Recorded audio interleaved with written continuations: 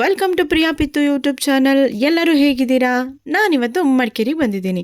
ಹಾಗಾಗಿ ನನಗೆ ಯಾವತ್ತೂ ಸಿಗದೇ ಇರೋ ಗಣಿಗೆ ಸೊಪ್ಪು ಸಿಕ್ಕಿದೆ. ಇದನ್ನು ನಾವು ಕಾಕೆ ಸೊಪ್ಪು ಅಂತೀವಿ.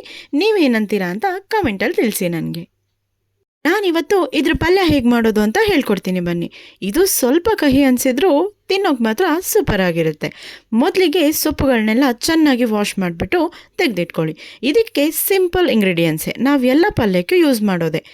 ಸಾಸಿವೆ, ಜೀರಿಗೆ, ಈರುಳ್ಳಿ, ಬೆಳ್ಳುಳ್ಳಿ, ಹಸಿಮೆಣಸಿನ್ಕಾಯಿ ಇಷ್ಟೇ. ಇದನ್ನು ಮೊದಲಿಗೆ ಒಂದು ಬಾಣಲಿ ಇಟ್ಕೊಂಡು 2 ಸ್ಪೂನ್ ಆಯಿಲ್ ಹಾಕ್ಕೊಂಡು ಇದಕ್ಕೆ ಸಾಸಿವೆ ಜೀರಿಗೆನ ಹಾಕಿ ಸಿಡಿಸಿ.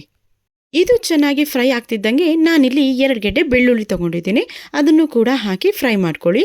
ಪಲ್ಯಕ್ಕೆ ಬೆಳ್ಳುಳ್ಳಿ ಈರುಳ್ಳಿ ಜಾಸ್ತಿ ಇದ್ದರೆ ಟೇಸ್ಟ್ ತುಂಬ ಚೆನ್ನಾಗಿರುತ್ತೆ. ಆ ನಂತರ 2 ಒಣ ಮೆಣಸಿನ್ಕಾಯಿ, 2 ಹಸಿಮೆಣಸಿನ್ಕಾಯಿ ಹಾಕಿ ಫ್ರೈ ಮಾಡ್ತಿದ್ದೀನಿ. ಇದಕ್ಕೆ ಈರುಳ್ಳಿ ಕೂಡ ಹಾಕೊಳ್ತಾ ಇದ್ದೀನಿ. ಈರುಳ್ಳಿನೂ ಅಷ್ಟೇ 2 ಗೆಡ್ಡೆ ತೊಗೊಂಡಿದ್ದೀನಿ. ಇದು ಚೆನ್ನಾಗಿ ಫ್ರೈ ಆದಮೇಲೆ ತೊಳೆದಿಟ್ಟಿರ್ತೀವಲ್ಲ ಆ ಸೊಪ್ಪು ಹಾಕ್ಕೊಳ್ಳಿ. ಸೊಪ್ಪು ಹಾಕಿ ಅದಕ್ಕೆ ಅರ್ಧ ಟೀ ಸ್ಪೂನ್ ಉಪ್ಪು ಹಾಕಿಬಿಟ್ಟು ಹಾಗೆ ಮುಚ್ಚಿಡಿ. ಯಾಕಂದರೆ ನಾವು ಎಷ್ಟು ಸೊಪ್ಪು ತೊಗೊಂಡಿರ್ತೀವೋ ಅದರ ಅರ್ಧದಷ್ಟೇ ಅಲ್ವಾ ಆಗೋದು. ಸೊ ಅದು ಸೆಟಲ್ ಆಗುತ್ತೆ ಮುಚ್ಚಿಟ್ರೆ.